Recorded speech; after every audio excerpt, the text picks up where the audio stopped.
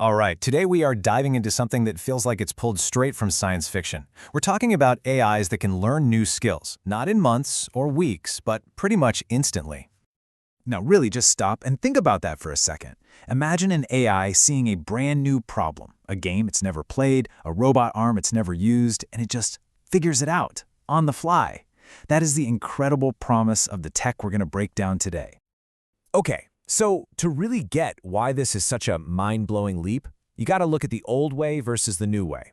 On one side, we have traditional AI learning. This is where the AI has to constantly adjust its millions of internal connections using a process called a backward pass. It's like having to completely rewire your brain after every single lesson. Super slow, super costly. But on the other side, we have in-context learning. It uses a simple forward pass. It adapts without any rewiring at all, which makes it incredibly fast. So, how on earth is that even possible?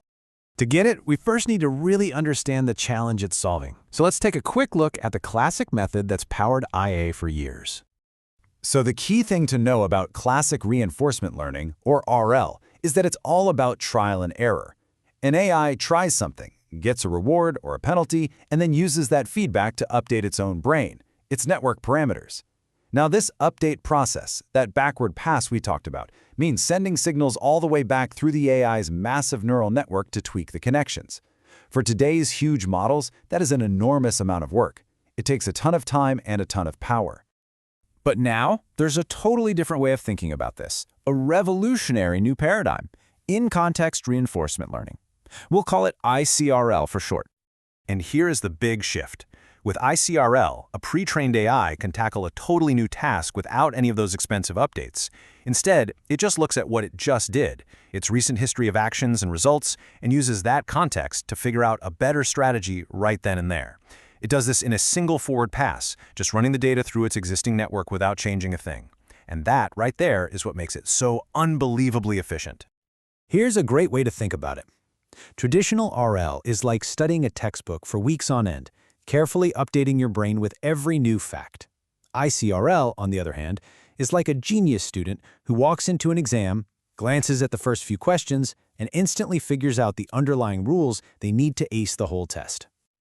So this magic trick really happens in two stages. First, there's pre-training, which they call the outer loop. The AI gets trained on a huge, diverse set of tasks. The goal isn't for it to master any one thing, but for it to learn the general algorithm of how to learn.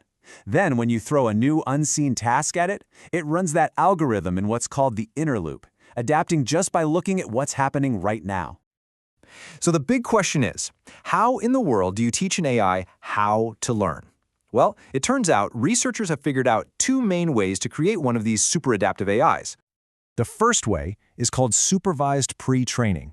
And you can think of this like giving the AI a giant textbook full of solved problems. It watches how other expert AIs learned and got better at thousands of different things, and it basically learns to imitate that whole improvement process. The setup is actually really smart. Researchers just generate tons of data showing AIs going from total beginners to pros. They arrange all of that data into a curriculum, kind of like a syllabus, showing a clear path of learning. The new model is then trained to look at this history of improvement and predict the next expert move. So it's not just copying actions, it's learning the pattern of getting better. Okay, the second method is reinforcement pre-training. And this is where things get really interesting. Instead of a textbook, the AI basically gets thrown into the deep end. It has to learn from scratch through pure trial and error across a massive variety of different worlds, forcing it to discover its own learning algorithm just to have a chance at succeeding. And as you can see from some of these examples, researchers aren't always inventing brand new algorithms for this part. They're often using modified versions of ones we already have, but they're using them with a totally different goal in mind. The objective isn't just to solve the task, it's to force the AI to internalize the process of learning so it can use that skill later without any more training. Okay, this all sounds pretty incredible in theory, right? But the real question is, does it actually work? How do you even test if an AI has truly learned how to learn? Well, they throw some really tough challenges at them. You've got things like the dark room, where an AI has to find an invisible goal in a room it's never seen.